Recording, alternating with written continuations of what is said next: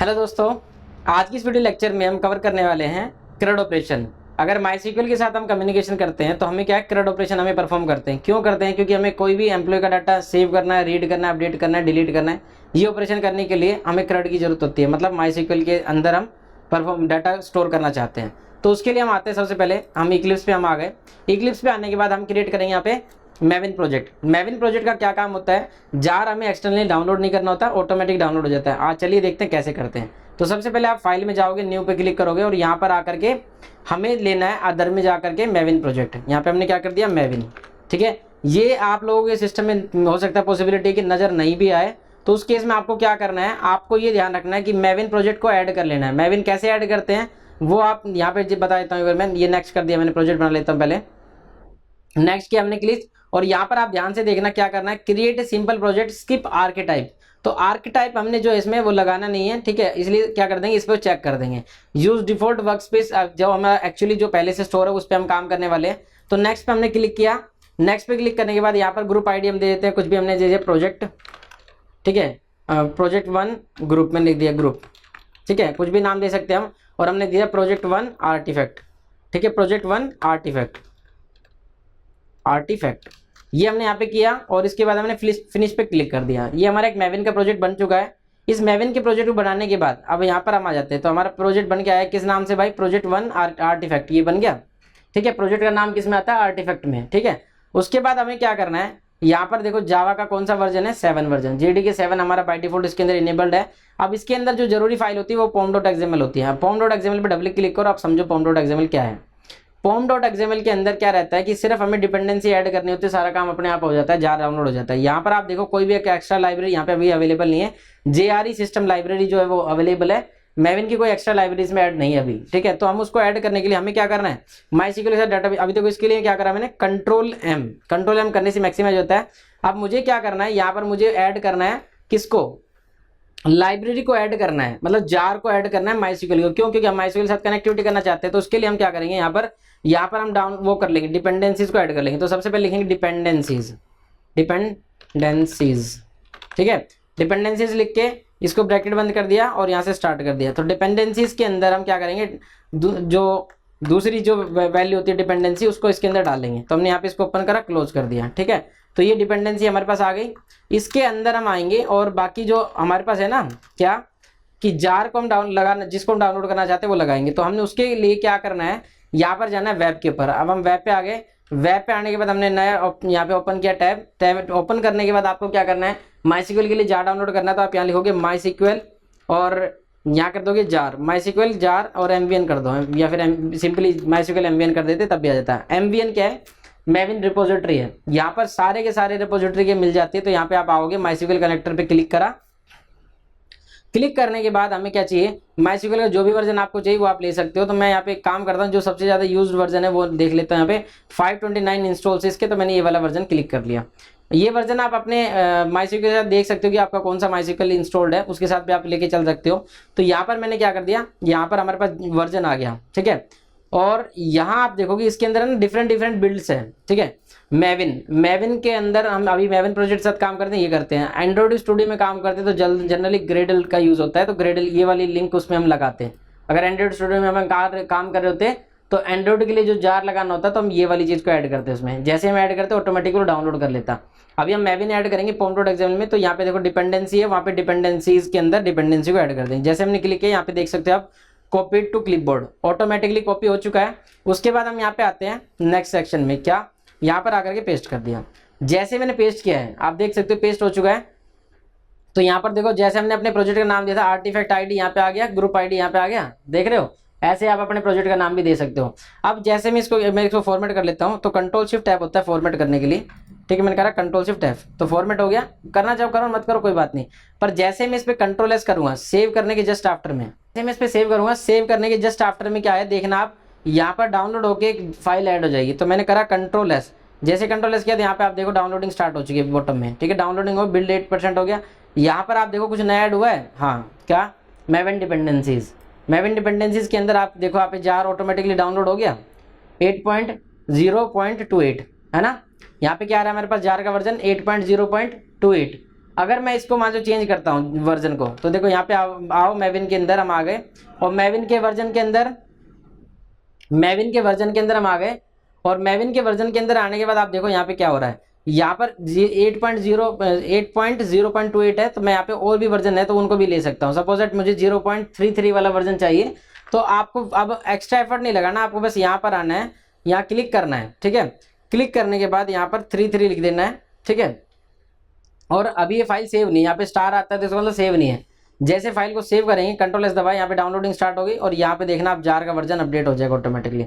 मैविन dependency update होगी, refresh हो गया, और जार का वर्जन आ गया 8.0.33। मतलब क्या है कि डेवलपर का एक्स्ट्रा एफर्ट खत्म हो गया। नहीं तो यही काम करने में आपके आराम से 5 से 7 मिनट लग जाते, खूब एक्सपर्ट होते तो 2 मिनट लगाते, तो 2 मिनट भी जाते तो बेकार था ना। अब अगर मुझे यहाँ पे मान चलो जो भी वर्जन चाहिए होगा, मुझे लोअर वर्जन मुझे चाहिए 6.0.4 में ट्राई करना चाहता हूँ, कोई इशू नहीं है भैया, आप यहाँ पे आओ, सीधा लिखो 6.0.4, काम खत्म। कंट्रोल एस सेव, यहाँ पे डाउनलोडिंग हो गई, बिल्डिंग, और यहाँ पे आगे देखो भाई लेटेस्ट वर्जन आ गया। मतलब क्या हुआ, ये हमारे लिए बहुत ही काम की चीज़ है। और जो जावा के जितने भी प्रोजेक्ट बनते हैं, लेटेस्ट प्रोजेक्ट आज के टाइम में जो भी बन रहे हैं, वो सारे के सारे प्रोजेक्ट इसी से बनते हैं, ठीक है। तो स्प्रिंग में भी आप जाओगे, स्प्रिंग फ्रेमवर्क जैसे मैंने आपको बताया हुआ है, स्प्रिंग फ्रेमवर्क भी जब काम करोगे एडवांस जावा में, तब भी आपके पास ये मैविन नहीं रहने वाला है। मैं कोर जावा में करवा दे रहा हूँ, वो एक अलग बात है, ठीक है। यहाँ पे हमने ऐड कर दिया, और इसको हमने कर दिया क्लोज। अब हमें क्या है, ना तो इसकी टेंशन कि भाई जार ऐड हुआ नहीं हुआ, क्योंकि ये वर्क करेगा। यहाँ पे ऐड हो गए तो ऑटोमेटिकली इसका काम है वर्क करना। पर उसमें क्या होता था, राइट क्लिक करके हम कॉन्फ़िगर बिल्ड पाथ करते थे, करने के बाद भी कई बार नहीं चलता था। जैसे हम प्रोजेक्ट पे कैसे करते थे, पहले राइट क्लिक करके यहाँ पे राइट क्लिक करते थे, बिल्ड पाथ में जाते थे, फिर यहाँ पे आते थे configure build path. Configure build path में जाकर के लाइब्रेरीज में जाकर के ऐड एक्सटर्नल जार को ऐड करते थे अपन, ठीक है। और जब ऐड एक्सटर्नल जार को यहाँ से फाइल को पाथ को देते थे, फिर ऐड होता था। कभी कभी वो दिक्कत कर जाता था, तो इसीलिए हमने वो दिक्कत कर जाता था, तो फिर हम क्या करते थे, फिर हम जो EXT फोल्डर होता है ना सी ड्राइव के अंदर प्रोग्राम फाइल्स में जहाँ जावा इंस्टॉल होते हैं, उसके अंदर जाकर इंस्टॉल करते थे। तो मतलब कहने का मतलब क्या है, हम इस चीज़ से ऐसे बच के चल सकते हैं। चलिए, तो अभी हम वापस आ जाते हैं और इन चीज़ों को लेकर चलते हैं। तो अभी हमारा एक जावा का के साथ में जार ऐड हो गया है। अब हमें क्या करना है, एक बेसिक इंसर्ट की क्वेरी को यहाँ पे बनाना है। इंसर्ट की क्वेरी चलाने के लिए सबसे पहले हमारे पास MySQL इंस्टॉल होना चाहिए। तो यहाँ पे विंडो की करता हूँ मैं क्लिक, और यहाँ लिखा मैंने MySQL। तो MySQL वर्कबेंच को मैं यहाँ से ओपन कर लेता हूँ। MySQL वर्कबेंच को ओपन करने के बाद हम यहाँ पे क्वेरीज को रन करेंगे, ठीक है। MySQL वर्कबेंच हमारा आ गया। वर्कबेंच में हम आ गए, एक सेकंड, लॉन्च होने में टाइम लगा रहा है वो वर्कबेंच, ठीक है। तो यहाँ पे जब तक वो वर्कबेंच लॉन्च हो रहा है, तब तक मैं एक बार 2-3 चीज़ हो ही गया, चलिए, ठीक है। तो यहाँ पे वर्कबेंच आ गया। जब यहाँ पे हम क्लिक करेंगे तो देखेंगे क्या कनेक्टेड है कि नहीं है। अगर कनेक्शन हो गया होगा तो ये आ जाएगा, कनेक्टेड नहीं हुआ होगा तो दिक्कत आएगी। तो यहाँ पे हम आ गए, और यहाँ पे देखो ये क्या है, no connection establish. Connection establish क्यों नहीं हुआ, क्योंकि भैया ऐसा है, देखो मैं अपने लैपटॉप के अंदर यहाँ पे दो तीन चीज़ें यहाँ पे यूज़ कर रहा हूँ मैं। क्या क्या, एक तो MySQL के लिए हम चला रहा हूँ, एग्जाम में यहाँ पे चल रहा हूँ लेके, ठीक है। तो 2 चीज़ें यहाँ पे हमारे पास होने वाली है। तो हमें कनेक्ट करना है, तो कनेक्ट करने के लिए यहाँ पर एक सर्विसेज में जाके स्टार्ट करना पड़ेगा इसको। services.msc में मैं गया, और यहाँ पर जाने के बाद हमें क्या करना है, सर्विसेज में जा करके, ठीक है। तो हम विंडो आर करेंगे और सर्विसेज लिखेंगे, services.msc में हम आ जाएंगे। services.msc में आने के बाद हमने क्या किया, यहाँ से हमें देखना है MySQL। तो MySQL हमारे पास ये रहा MySQL यहाँ पे देख सकते हो, मैनुअल इस पे मोड पे करा हुआ है इसने, इसको मैंने क्यों, क्योंकि ऑटोमेटिक भी इसलिए नहीं छोड़ा हुआ है क्योंकि मुझे दोनों चलाने होते हैं। तो मैं नहीं चाहता कि जैसे मेरा सिस्टम स्टार्ट हो तो ऑटोमेटिक स्टार्ट हो जाए। तो मैं इसको क्या करना पड़ेगा, राइट क्लिक करके स्टार्ट करना पड़ेगा। अगर आपका कभी नहीं चलता है तो आप यहाँ पे जाके चेक कर सकते हो कि यहाँ से चल रहा है कि नहीं चल रहा है। कभी कभी क्या होता है, कुछ अदर एप्लीकेशन चल रही होती है तब ये नहीं चलता है। अगर आप वो देखना चाहते हो कैसा होता है वो सीन, देखो बता देता हूँ। एक बार पहले ये हमने चलाया, ये वापस आके रिफ्रेश किया। जैसे मैंने रिफ्रेश किया, it is asking for the password. So अब हम क्या करेंगे, यहाँ पे हम पासवर्ड दे देते हैं। पासवर्ड हमने दिया, यहाँ पे पासवर्ड प्रोवाइड करने के बाद ये कनेक्शन एस्टेब्लिश हो चुका है, ठीक है। ये रनिंग स्टेट में आ रहा है। अब मैं एक काम करता हूँ, इसको फिर से राइट क्लिक करके स्टॉप कर देता हूँ। आपको दिखाता हूँ वो सिचुएशन कैसे क्रिएट होती है, ताकि पता होना चाहिए। तो यहाँ पर हमने क्या कर दिया, इसको स्टॉप कर दिया। यहाँ पे XAMPP का एक सॉफ्टवेयर होता है जो कि हम PHP रन करने के लिए चलाते हैं, ठीक है। तो मैं XAMPP के सॉफ्टवेयर में से MySQL को रन कर देता हूँ। अब MySQL रन हो गई है। पोर्ट नंबर कितना इसका देखो, अभी रुको, स्टार्ट होने के बाद बता देगा पोर्ट नंबर क्या है। ये 3306 पे चलेगा पोर्ट नंबर पे, तो 3306 पोर्ट नंबर पे चल जाएगा। तो उस समय देखो चल गया 3306 पे। अब ये 3306 पे ये वाला पोर्ट चला हुआ है, और यहाँ पर अभी कनेक्शन एस्टेब्लिश था, वो रिफ्यूज हो चुका है। मैं दोबारा से पासवर्ड देने की कोशिश करता हूँ, एरर आ गई, ठीक है। अब मुझे क्या करना है, यहाँ पे कनेक्शन एस्टेब्लिश है, पर यहाँ पर आप आ जाओ सर्विसेज में, वापस सर्विसेज में आए, और यहाँ पे देखो अब सर्विसेज में ये वाला स्टॉप है। अगर मैं इसको स्टार्ट करने की कोशिश करूँगा तो यहाँ पे स्टार्ट नहीं होगा, ये एरर दे देगा। देखते क्या एरर देता है यहाँ पे, ठीक है। ये क्या है, यहाँ पे एरर दे दिया इसने। देखो क्या कहता है, MySQL जो 80 है वो क्या, services on local started and then stopped, मतलब कि स्टार्ट हुई फिर स्टॉप होगी। क्यों स्टॉप हुई, क्योंकि ऑटोमेटिकली स्टॉप हुई, क्योंकि एक और प्रोग्राम जो था, अनदर प्रोग्राम इस पे चल रहा है। देखो यूज बाय अदर सर्विसेज, क्या कहता है, they are not in use by other services. Okay services, simple सी बात है, ये इशू आ रहा है पोर्ट नंबर की वजह से। अगर पोर्ट नंबर नहीं होता वहाँ पे चला हुआ तो हो जाता काम। तो मैं इसको एक बार कर देता हूँ स्टॉप। तो मैंने MySQL वाले को स्टॉप कर दिया, जैम्प वाले की, और यहाँ से फिर से मैंने ओके करा और फिर से मैं अगेन इसको स्टार्ट करने की कोशिश करता हूँ। It will started, okay it will start. वापस आते हैं, देखो स्टार्ट हो गया। इसका मतलब क्या है, अगर कभी मान चलो आप प्रॉब्लम में इस तरह से आते हो तो आपको ये इन चीज़ों का ध्यान रखना है। रिफ्रेश किया, now it is working fine. एक सेकंड और देखते हैं, इसको रिफ्रेश करते हैं, now it is working fine. ठीक है, तो हमारे पास ये सब चीज़ हो गई, ये चलने लगा, कोई इशू नहीं है। अब मैं इसको एडमिनिस्ट्रेटर पोर्शन को स्टॉप कर देता हूँ। यहाँ पे हम एक नया MySQL यहाँ पे ले लेते हैं। ठीक है, अब सबसे पहली बात आती है कि हमें क्या करना है, हमें कम्युनिकेशन करवाना है डाटाबेस के साथ, इसका कम्युनिकेशन। तो जो डाटाबेस है हमारे पास, जो डाटा आने वाला है वो हम क्या भेजने वाले, पहले हम क्या करेंगे, बीन क्लास बनाएंगे। बीन क्लास बनाने के बाद वापस यहाँ पे आएंगे, बीन क्लास को क्रिएट करने के लिए यहाँ पर वापस आ जाते हैं। और यहाँ पर आने के बाद हमने क्या किया, राइट क्लिक करेंगे। अब यहाँ पे देखो जो मेन जो कोड बनता है वो इसके अंदर बनता है, SRC मेन जावा के अंदर। रिसोर्स के अंदर जो फोटोज वगैरह कुछ रखनी होती है वो सब चीज़ें रखते हैं हम। एक्सटर्नल फाइल जो बनाते हैं वो सब यहाँ पे रखी जाती है। तो यहाँ पे जावा के अंदर आ जाते हैं, राइट क्लिक करते हैं, न्यू पे जाते हैं और हमने यहाँ पे बनाई क्लास। तो हम क्लास बना रहे हैं। यहाँ पे सबसे पहले मैंने क्लास बना दी मेन क्लास में क्या टेस्ट करने के लिए बनाना चाह रहा था कि यहाँ से मेरा प्रोग्राम एटलीस्ट रन करें। तो यहाँ पर रन आ गया, मेन क्लास हमने बना दी। मेन क्लास के अंदर मेन मेथड बना देता हूँ। मेन लिख के कंट्रोल स्पेस दबाएंगे, कंट्रोल स्पेस दबाने पर मेन ऑटोमेटिकली आ जाएगा। मेन मेथड हमारे पास यहाँ पे बना लिया हमने। और यहाँ पे सिंपली एक सिस आउट करवा देते हैं, सिस आउट। और सिस आउट करने के बाद हमने कहा हेलो यूजर वर्किंग फाइन। ठीक है, तो हमने ये कर दिया कंट्रोल एस और इसको रन कर देते हैं। कंट्रोल F11 से हमने इसको रन करा, रन करने पर हमारे पास आउटपुट आ जाएगा यहाँ पर। ठीक है, हेलो यूजर वर्किंग फाइन हमारे पास आ रहा है। तो सिंपल सी बात है, एक सिंपल प्रोग्राम हमने रन करा। अब हम क्या चाहते हैं, अब हम चाहते हैं एक बीन क्लास बनाना। तो मैं अभी फिलहाल एक ही प्रोजेक्ट में, मतलब एक ही वो रखूंगा, पैकेज रखूंगा, पैकेज अलग अलग नहीं बनाऊंगा। जनरली ऐसा करना चाहिए, डाउ के लिए अगर आप काम करते हो तो पैकेज अलग बनाना चाहिए। तो मैं यहाँ पे क्या करता हूँ, राइट क्लिक किया, राइट क्लिक करने पर न्यू पे आ गए। न्यू पे आने के बाद हमने क्या किया, क्लास फिर से बनाई। अब मैं किसके साथ काम करना चाहता हूँ, मैं एम्प्लॉय के साथ वर्क करना चाहता हूँ। तो मुझे एक एम्प्लॉय बीन क्लास बनानी पड़ेगी। एम्प्लॉय हमने क्लास बनाई, एम्प्लॉय के क्लास को हमने क्या कर दिया, फिनिश कर दिया। अब जो एम्प्लॉय क्लास है, एम्प्लॉय क्लास के अंदर हमारे पास क्या रहेंगे, प्राइवेट चीजें रहेंगी। क्या क्या रहेगा, स्ट्रिंग में रहेंगी सब चीजें, प्राइवेट और स्ट्रिंग, प्राइवेट स्ट्रिंग। अब स्ट्रिंग में हमारे पास क्या क्या रहने वाला है, देखो भाई क्या क्या था उसके अंदर। एक तो था नेम, ठीक है, प्राइवेट स्ट्रिंग। उसके बाद क्या था, सिटी, प्राइवेट स्ट्रिंग। उसके बाद क्या था, नेम, सिटी, और क्या था भाई, मोबाइल। ठीक है, तो मोबाइल नंबर हो गया। फिर हमने कहा प्राइवेट स्ट्रिंग डेजिग्नेशन। ठीक है, और प्राइवेट स्ट्रिंग में हमने ले लिया था सैलरी को। ठीक है, ऑल तो सैलरी को डबल में लेना चाहिए। तो हम चाहेंगे, फिलहाल मैं सैलरी भी क्या करता हूँ, स्ट्रिंग में ले लेता हूँ, बाद में हम इसके अंदर ऑपरेशन परफॉर्म करवा लेंगे। ठीक है, तो हमने क्या किया, यहाँ पे आकर के यहाँ पे दे दिया सैलरी, स्ट्रिंग में ले लिया सैलरी को भी। ठीक है, डेसिमल में ले सकते हैं वैसे सैलरी को। अब राइट क्लिक करेंगे और यहाँ पर ऑप्शन आएगा हमारे पास सोर्स का। सोर्स की जो शॉर्टकट की है Alt Shift S है। यहाँ पर आप जाओगे, यहाँ पर हमें ढूंढना है गेटर सेटर को। तो यहाँ पर गेटर सेटर ये है, जनरेट गेटर सेटर। ये क्लिक करने के बाद सारे के सारे को टैप कर दोगे और जनरेट पे क्लिक करने के लिए आप देखो आर के नीचे अंडरलाइन आ रहा है, तो Alt के साथ आर भी आप प्रेस कर सकते हो, क्लिक भी कर सकते हो। तो मैंने यहाँ पे Alt आर प्रेस कर दिया। ठीक है, Alt आर। उसके बाद हम यहाँ पर आए, ये हमारे पास सारे के सारे हमने गेटर सेटर मेथड बना दिए इसके। ठीक है, अब चलते हैं मेन क्लास के अंदर।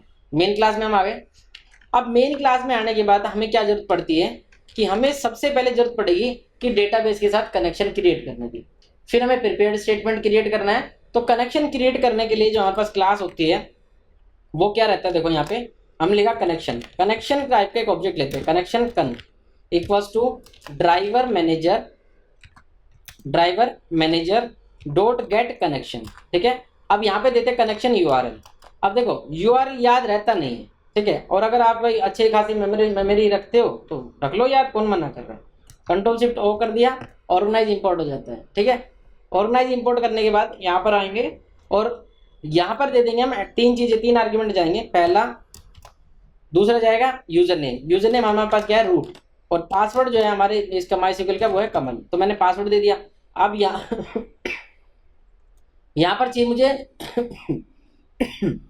सॉरी, यहाँ पर मुझे चाहिए क्या, वो जो एड्रेस होता है URL होता है। तो URL के लिए क्या होता है, MySQL की कनेक्टिविटी के लिए JDBC के साथ कम्युनिकेशन करते हैं। तो JDBC कोलन और MySQL colon double slash local host, ये जो पाथ है, जो ये URL है, ये URL में इंटरनेट से देख लेते हैं एक बारी। अच्छा मैंने लिखा भी था को, यहाँ पे हम कर रहे थे जब दिस, देखो ये आ गया, ये हमारा क्या है, पाथ होता है। ठीक है, अब जरूर नहीं है, अब मान चलो आपने थोड़ा ना लिख रखा होगा, आपको तो इंटरनेट पे सर्च करना पड़ेगा। तो सर्च करने के लिए मैं बता देता हूँ कैसे सर्च करना है। आपको सिर्फ लेना URL string for JDBC connection, बस ये लेना अपने को। तो यहाँ पे आप देख सकते हो URL स्ट्रिंग आ गई, ओरेकल की ऑफिशियल साइट से है। ठीक है, अगर आप इस पे जाके क्लिक करोगे तो ओरेकल की जो ऑफिशियल डॉक्यूमेंटेशन है उसमें दिखा रखा है प्रॉपर्ली कि कैसे डॉक्यूमेंटेशन से कि कैसे कनेक्शन क्रिएट करते हैं। तो यहाँ पे देखो कनेक्शन का इक्वल्स टू ले लिया, और कनेक्शन के ऑब्जेक्ट के अंदर क्या कर रखा होगा, ड्राइवर मैनेजर का ऑब्जेक्ट गेट कर रखा होगा। देखो ये एड्रेस है, MySQL के लिए ये एड्रेस है। तो यहाँ पे क्या करना है, JDBC, हमेशा ध्यान रखना कि जब भी आप काम करो तो ऑफिशियल डॉक्यूमेंटेशन का ही फॉलो करके चलो, ज़्यादा अच्छा रहता है। बाकी कहीं से भी लिख सकते हो। तो यहाँ पे हमने एड्रेस ले लिया। ठीक है, अब यहाँ पे जो लोकल होस्ट है वो क्या, हमारा होस्ट एड्रेस है। अगर आप सर्वर पे काम कर रहे हो तो यहाँ पे IP एड्रेस चल जाएगा। तो मैंने कॉपी कर लिया इसको, URL स्ट्रिंग को यहाँ पे लाके पेस्ट कर लिया। अब पेस्ट करने के बाद हमें देना है डाटाबेस का नाम। अब डाटाबेस तो हमें बना के आए नहीं वहाँ पे MySQL में, तो डाटाबेस पहले क्रिएट करे आते हैं। तो यहाँ पर हम आएंगे, डाटाबेस क्रिएट करेंगे, password it is asking password again. यहाँ पे हमने करा क्रिएट डेटाबेस, और डेटाबेस का नाम दे दिया क्या, EMP ERP, ये नाम दे दिया EMP ERP। ठीक है, ये हमारे डाटाबेस क्रिएट हो गया सक्सेसफुली, हो यहाँ पे रन हो गई क्वेरी। ठीक है, डाटाबेस क्रिएट हो गया। अब डाटाबेस क्रिएट होने के बाद हम वापस आते हैं, इसी नाम को यहाँ पे कॉपी करके लेके चलते हैं, बाद में जो भी चीज़ करनी है वो देखेंगे। तो ये हमारे पास हो गया क्या, ड्राइवर मैनेजर कनेक्शन। अब ये क्या कर रहा है, ये दे रहा है एरर। क्यों दे रहा है, क्योंकि जो गेट कनेक्शन मेथड है वो रिटर्न करता है किसको, क्या रिटर्न करता है, एक्सेप्शन। क्योंकि ये जनरेट करेगा ना, एक्सेप्शन आ सकती है कि भाई हो सकता है जो हम रिक्वेस्ट करने को उसका ना मिले तो उस समय एक्सेप्शन आ जाएगी। तो यहाँ पे मैंने इसको क्लिक कंट्रोल के साथ क्लिक करा, कंट्रोल क्लिक करने पर आप देखो यहाँ पे मैं आ गया। यहाँ पर इसका कनेक्शन देखो क्या है, एक तो रिटर्न टाइप क्या कनेक्शन, तो कनेक्शन रिटर्न टाइप है। तो पहली बात तो हमने क्या कर दिया, कनेक्शन के ऑब्जेक्ट में होल्ड करवा लिया। दूसरा इसके अंदर समझो क्या है कि थ्रोज करता है किसको, सिक्वल एक्सेप्शन। तो सिक्वल एक्सेप्शन को जनरेट कर रहा है। तो यहाँ पर आप चाहो तो ट्राई कैच में लगा सकते हो, चाहो तो थ्रोज कर सकते हो। कट करने के बाद उसको करेंगे पेस्ट, तो पेस्ट हमने कर दिया। अब ये जो है इसको यहाँ पे पेस्ट नहीं करना, इसके अंदर एरर आ रही है। क्यों, क्योंकि क्या है, एक्सेप्शन जनरेट कर रहा है। तो कट कर लेंगे और यहाँ लिखेंगे ट्राई, ट्राई के अंदर आएंगे, पेस्ट कर देंगे, फिर यहाँ पे लिखेंगे कैच, कैच के अंदर हम आ गए और यहाँ पर करना है एक्सेप्शन को क्या, कैच। अब जो एक्सेप्शन थी वो कौन सी एक्सेप्शन थी, जैसा कि मैंने अभी थोड़ी देर पहले बताया था, यहाँ पे हम देखा था ड्राइवर मैनेजर में सिक्वल एक्सेप्शन यहाँ पे जनरेट करेगा। दो चीजें यहाँ पे, एक थ्रोज है, थ्रोज से हम डिक्लेयर करते हैं, जिसको क्या कहते हैं, डिक्लेयर में क्या कहते हैं कि जो भी फंक्शन उसको कॉल कर रहा होगा वो उसको मैनेज करेगा।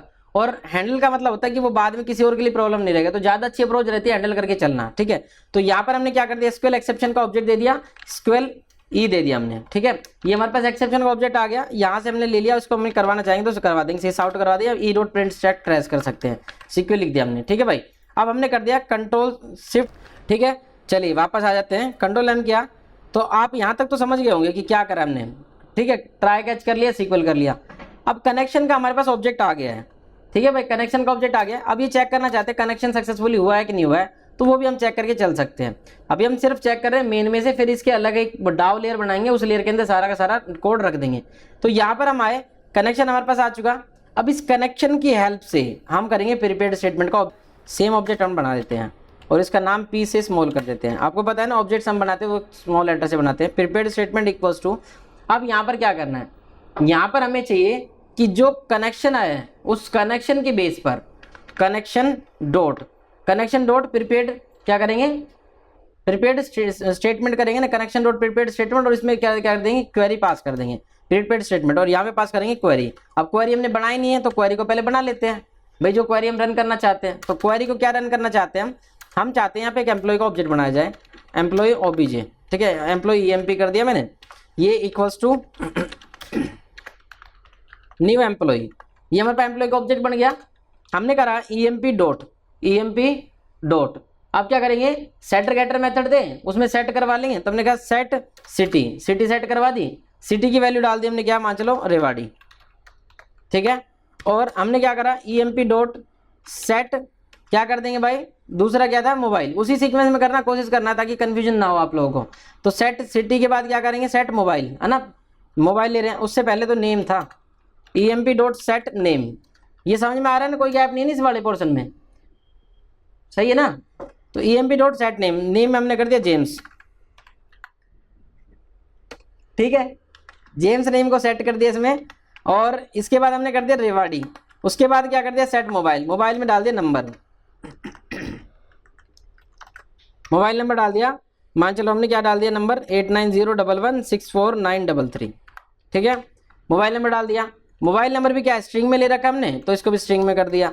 सिमिलरली हमने कहा emp डॉट सेट, अब अगला चीज हम क्या सेट करेंगे डेजिग्नेशन, है ना, सेट डेजिग्नेशन, डेजिग्नेशन में हम लिख दिया डेवलपर। उसके बाद हमने क्या करा emp डॉट सेट, उसके बाद क्या कर देंगे सेट सैलरी, सैलरी भी हमने स्ट्रिंग में सेट करवा दी, तो हम सैलरी स्ट्रिंग में सेट कर देते हैं, ठीक है। ये हमने यहाँ पे सैलरी के साथ भी सेट करके वैल्यू बना दी, क्लियर है। ये हमारे पास एक ऑब्जेक्ट आ गया रेडी होके जिसका नाम है emp।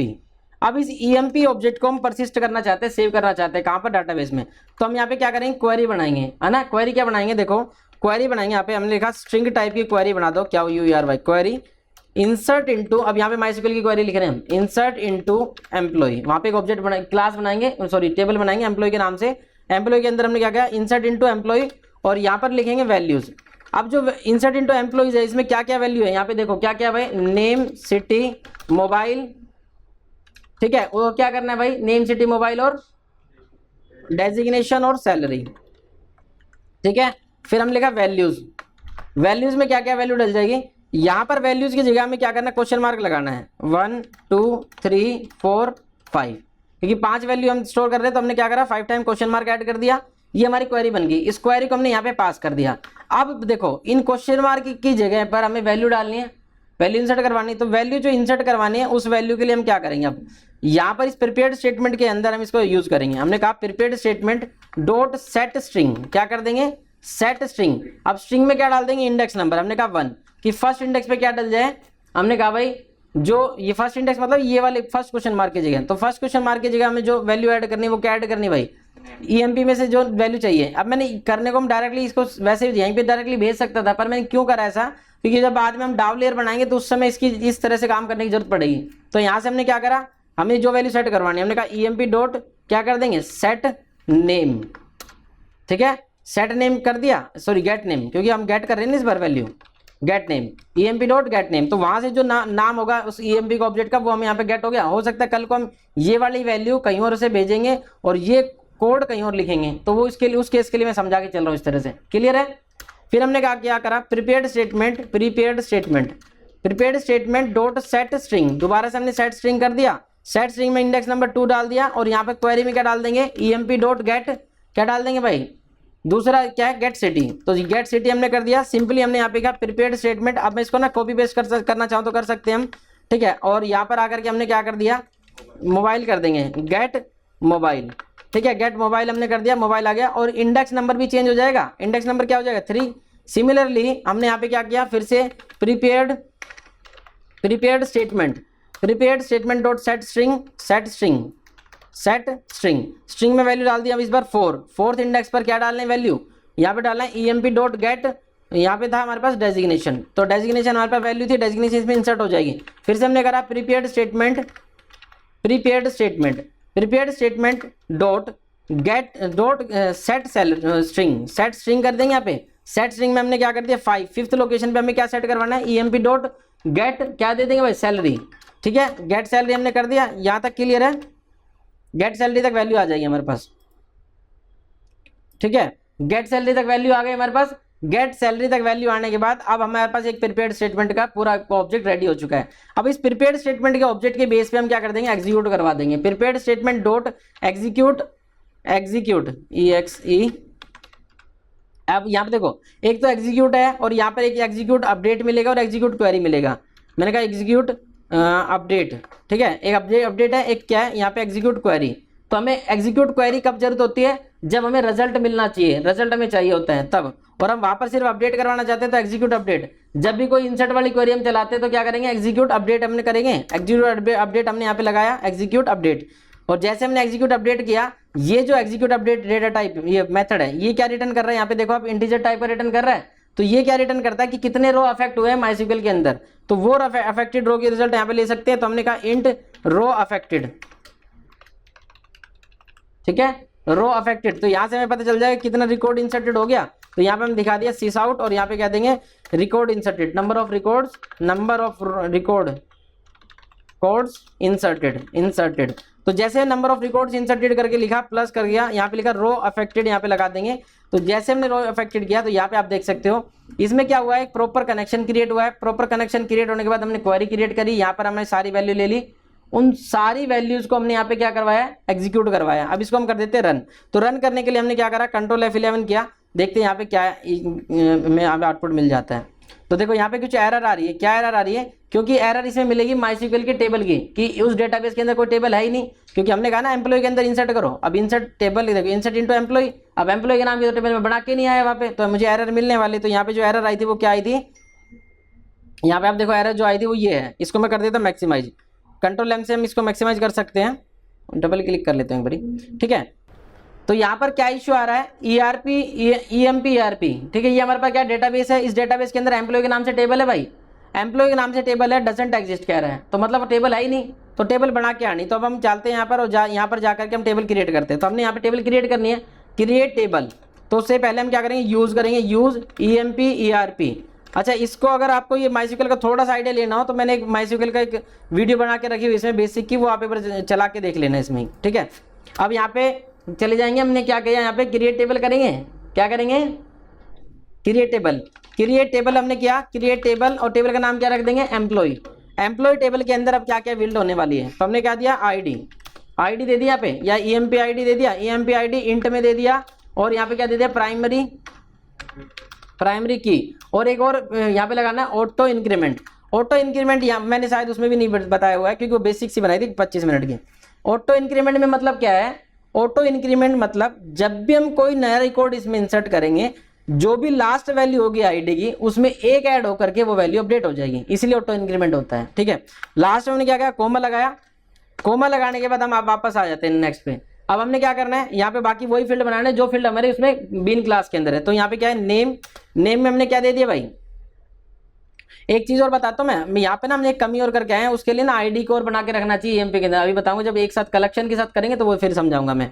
यहाँ पे क्या कर दिया, नेम वेरकेयर में हमने रख लिया, और हमने कहा 30 कैरेक्टर तक बहुत रहेगा, ठीक है। फिर हमने क्या कर दिया, नेम से पहले नेम हो गया, नेम के बाद हमारे पास सिटी है, सिटी में हमने कर दिया वेरकेयर, और यहाँ पे क्या कर दिया 30 कैरेक्टर। उसके बाद क्या कर दिया, सिटी के नेम के बाद हमने क्या कर दिया, कॉन्टैक्ट मोबाइल हमने कर दिया, वेरकेयर में कर दिया, ये भी 13 कैरेक्टर कर दिया, मैक्सिमम 13 कैरेक्टर ही रहता है, +91 और उसके साथ में कोमा कर दिया। उसके बाद हमने क्या कर दिया, यहाँ पे डेजिग्नेशन में हमने दे दिया वेरकेयर, और ये भी 30 कैरेक्टर डेजिग्नेशन कर दी। उसके बाद हमने कर दिया सैलरी कर दिया हमने वेरकेयर, और यहाँ पे कर दिया कितना, सैलरी को कर दिया 10 कैरेक्टर बहुत रहेगा, 10 कैरेक्टर की लेंथ की स्ट्रिंग बहुत रहती है, ठीक है। ये हमने करा, और यहाँ पर इतना करने के बाद हमने क्या कर दिया, इसको सेलेक्ट करके एग्जीक्यूट कर दिया, टेबल हमारी क्रिएट हो गई है।